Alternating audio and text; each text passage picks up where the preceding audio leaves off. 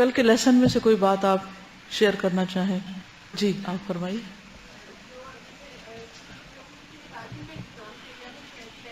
بالکل، نہ دین ہے نہ دنیا. آپ کو معلوم ہے کہ ابھی جو سیلاب آیا ہے اس پر الحمدللہ الہدا کراچی کی ٹیمز جو ہیں وہ مختلف علاقوں میں خود جا کر سامان تقسیم کر رہی ہیں. تو میرا خیال ہے پرسوں بھی ایک ٹیم گئی ہوئی تھی ٹنڈو آدم کی طرف، اور اس سے بھی آگے اندرون سندھ میں تقریباً 7 گھنٹے کی ڈرائیو کے بعد وہ لوگ پہنچے تھے. اور وہاں پر جا کر انہوں نے جو حالات دیکھے اور جو منظر تھا وہ بیان سے باہر ہے کہ ہم جن نعمتوں میں ہیں ان پر اگر ہم سارا دن بھی شکر کا سجدہ ادا کریں تو بھی کافی نہیں ہوگا. اس کی مثلاً ہائی لائٹس میں کیا کہ دور دور تک پانی کھڑا ہے، فصلیں تباہ ہو رہی ہیں. مثلا گنے کی فصل ہے وہ پانی میں ہے تو گنا گل رہا ہے، کپاس کی فصل تھی تو اس کے اوپر پانی اور کیچڑ پڑ گیا تو وہ ساری بیٹھ گئی. اسی طرح باقی چیزیں بھی ان استعمال کے قابل نہیں رہی جو اگی ہوئی فصلیں تھیں. اور مزید یہ پیشن گوئی کی جا رہی ہے کہ آئندہ 2 سال تک اس زمین پر اگا بھی نہیں سکیں گے کیونکہ پانی کی سطح اتنی اوپر ہو گئی ہے کہ وہ سالٹ اٹیک کی وجہ سے بنجر ہونے کا خطرہ ہے ان کا. لوگوں کا حال یہ ہے کہ وہاں سے اپنا علاقہ نہیں چھوڑ رہے، ٹیلوں کے اوپر انہوں نے خیمے سے لگائے ہوئے ہیں کہ اگر ہم یہاں سے گئے تو ہماری جھونپڑیوں کی جگہ پہ قبضہ ہو جائے گا، معلوم نہیں کون لے لے. صابن نام کی کوئی چیز ان کے پاس نہیں تھی، طہارت کا ان کو نہیں پتا. 15 دن کے بعد ان کو راشن ملا، کھانے کے لیے کوئی خاص چیز نہیں، اور تعلیم تو دور دور نہیں. انہوں نے لکھا جو وہاں پر گئی تھی ٹیم کے ساتھ کہ 18 سے 20 سال کی عمر کے نوجوان لڑکے 100% کو یعنی سب کے سب کو کلمہ نہیں آتا تھا. نوجوانوں کو، ایک آدھ کو تھوڑا بہت آتا تھا اور وہ بھی ٹھیک نہیں. 100% جہالت، دین کیا دنیا کیا دونوں کی.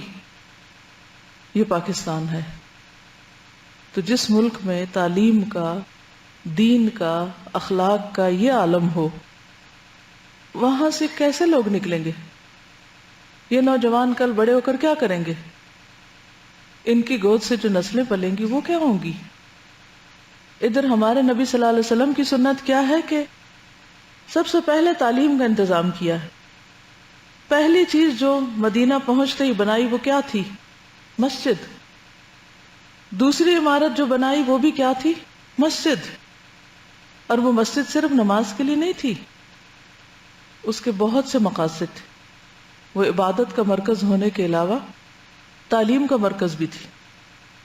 تو پہلا کام تعلیم، پہلی وہی اقرا. اور پھر اس کے بعد آپ دیکھیے کہ جب جنگ بدر کے قیدی آتے ہیں اور ان کے فدیے کے لیے ان کو کیا کہا جاتا ہے کہ 10 بچوں کو ہمارے پڑھا دو، یعنی لکھنا سکھا دو. خاص طور پر لکھنا ایک سکل بھی ہے نا، صرف ریڈنگ نہیں، رائٹنگ. کیونکہ جب تک انسان لکھتا نہیں پڑھنے کے ساتھ اس وقت تک اس کا علم مکمل نہیں ہوتا. سورۃ علق میں ہی آتا ہے نا، اقرأ وربک الاکرم الذی علم بالقلم، جس نے قلم کے ساتھ پڑھنا سکھایا، تعلیم دی. ایک طرف تو یہ عالم ہے. دوسری طرف اگر ہم اپنے رویوں پر غور کریں، ایک وقت وہ ہوتا تھا کہ لوگ استاد کو، ٹیچر کو، تعلیم دینے والے کو عزت اور قدر کی نگاہ سے دیکھتے تھے.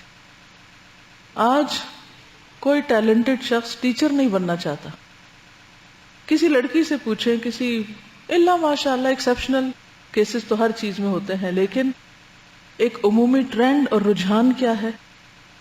ڈاکٹر بن جائیں، انجینئر بن جائیں، بزنس کے سبجیکٹس پڑھ لیں اور مختلف سبجیکٹس جن کو بعد کی زندگی میں کچھ بھی پریکٹس نہیں کرنا، صرف ڈگری.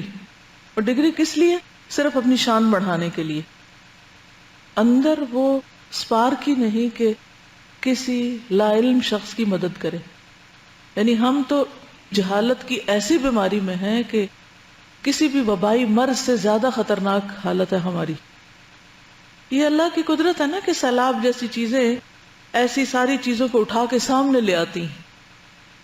ایک ایمرجنسی کی کیفیت پیدا ہو جاتی ہے. پھر اگر دیکھنا چاہے کوئی تو صرف قوم کی بھوک ننگ نظر نہیں آتی، صرف جہالت بھی نظر آتی ہے.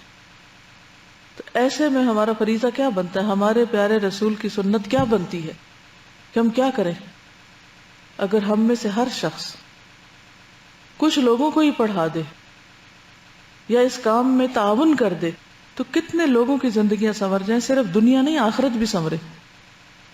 کیونکہ ہمارے دین میں تو علم جو ہے وہ صرف دنیا کی کمائی حاصل کرنے کا ذریعہ نہیں ہے، وہ اس سے اعلیٰ مقاصد کو حاصل کرنے کا ذریعہ ہے. بہت سے لوگ پڑھ لکھ کے بیٹھے کچھ بھی نہیں کر رہے، ان کے پاس ٹیلنٹ بھی ہے، مہارت بھی ہے، کر بھی سکتے ہیں، اس کے باوجود کام نہیں کرنا چاہتے کیونکہ اس میں لگتی ہے محنت زیادہ. کسی کو سکھانے کے لیے صبر چاہیے ہوتا ہے، محنت چاہیے ہوتی ہے. آپ نے دیکھا ہوگا کہ جب آپ طالب علم ہیں تو پڑھتے پڑھتے آپ کے ہاتھوں سے کتابیں چھوٹ جاتی ہیں، آپ نیند آنے لگتی ہے، تھکتے ہیں، ہوتا ہے نا یہ. تو آپ کا کیا خیال ہے جو استاد ہیں وہ اس مرحلے سے گزر گئے، ان کے ساتھ یہ سب نہیں ہوتا؟ سب کچھ ہوتا ہے، لیکن وہ ان ساری تکلیفوں پہ صبر کرتے ہیں. کس لیے؟ تاکہ ان کے علم سے جو اللہ نے ان کو بطور امانت دیا دوسرے لوگ فائدہ اٹھا سکیں. لیکن جب قوم ان کو حقارت کی نظر سے دیکھتی ہے، جب ان کی عزت نہیں ہوتی، جب ان کو کچھ معاوضہ نہیں ملتا، جب وہ اس سے اپنا گھر نہیں چلا سکتے، جب کوئی ان کی بات ماننے کو تیار نہیں، تو پھر کیوں کوئی یہ پیشہ اختیار کرے گا؟ اور علم کے بغیر دینی ہو دنیاوی ہو ہم آگے نہیں بڑھ سکتے. تو سوچئے کہ میرا اور آپ کا فرض کیا بنتا ہے، ہماری ذمہ داری کیا بنتی ہے. اور کوئی چیز؟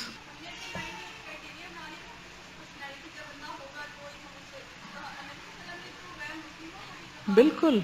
پھر ہماری ایک اور مشکل کیا ہے کہ ہم نے ایک معیار مقرر کر لیا کہ جو ٹیچر اس کی پرسنالٹی یہ ہو، اس کی کوالیفیکیشن یہ ہو. ایک ڈریم لینڈ میں ہم بستے ہیں کہ اگر وہ نہیں ملا تو ہم نے پڑھنا ہی نہیں.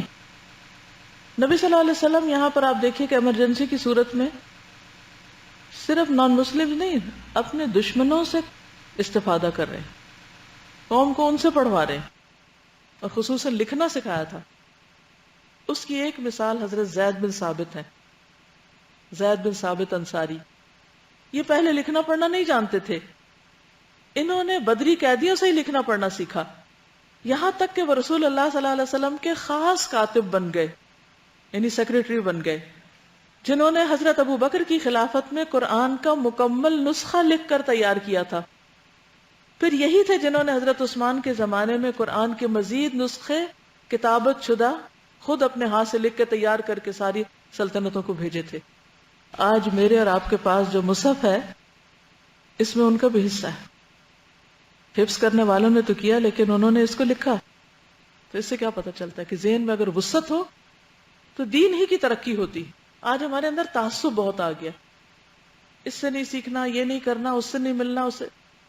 انسان کو انسان سمجھو، فائدہ پہنچاؤ بھی اور فائدہ حاصل بھی کرو، اور تعصب سے کام نہ لو. ٹھیک ہے جی، آپ فرمائیے. بالکل، دینی تعلیم کے ساتھ دنیاوی تعلیم بے حد ضروری ہے. صرف ضروری نہیں، بے حد ضروری ہے. اس سے دماغوں میں وسعت آتی ہے، لیکن ہمیشہ گول اورینٹڈ ہونی چاہیے کہ بننا کیا ہے، آپ نے اس کو کرنا کیا ہے، وہ کہاں استعمال ہوگی. صرف ڈگری کی نیت سے پڑھنا جرم ہے میرے نزدیک. صرف ایک کاغذ کا ٹکڑا لینے کے لیے اتنے وسائل کا ضیاع کہ جس علم کو نہ انسان خود استعمال کرے اور نہ کسی اور کو اس سے فائدہ پہنچائے.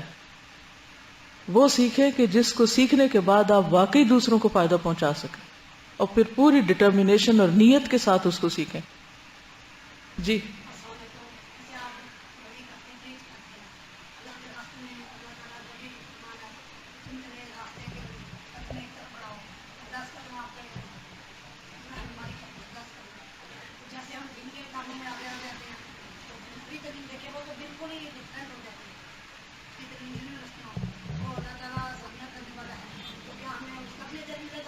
کیوں نہیں ملے گا؟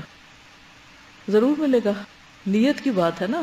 اسی لیے تو میں نے کہا کہ صرف ڈگری کے لیے نہیں، اگر آپ کسی مقصد کے لیے کوئی بھی علم سیکھ رہے ہیں اور اس سے انسانوں کو فائدہ پہنچاتے ہیں، تو اس کے ایک ایک قدم پر آپ کے لیے اجر ہے، کیونکہ اللہ سبحانہ وتعالیٰ کو وہ شخص بہت پسند ہے جو انسانوں کے لیے سب سے زیادہ نفع بخش ہو۔ مثال کے طور پر آپ نے جو کپڑا پہنا ہوا ہے، کوئی بھی جو کپڑا پہنا ہوا ہے، یہ کہیں بنا تھا نا؟ کہاں بنا تھا؟ کسی فیکٹری میں۔ وہ فیکٹری کسی نے لگائی تھی نا؟ اس فیکٹری میں انجینئرز نے کام کیا تھا نا؟ اب سوچتے رہیں کون کون اس میں انوالو تھا؟ اس کے رنگوں میں کوئی کیمیکلز استعمال ہوئے تھے نا؟ کسی نے کیمسٹری پڑھی تھی نا؟ ڈیزائننگ کی تھی نا کسی نے اس کی؟ کوئی مشینری بنائی تھی کسی نے؟ اگر یہ سارے کام نہ ہوتے اور ان میں سے کوئی ایک مرحلے کا نہ ہوتا تو آپ یہ پہن کے بیٹھے ہوتے؟ نہیں۔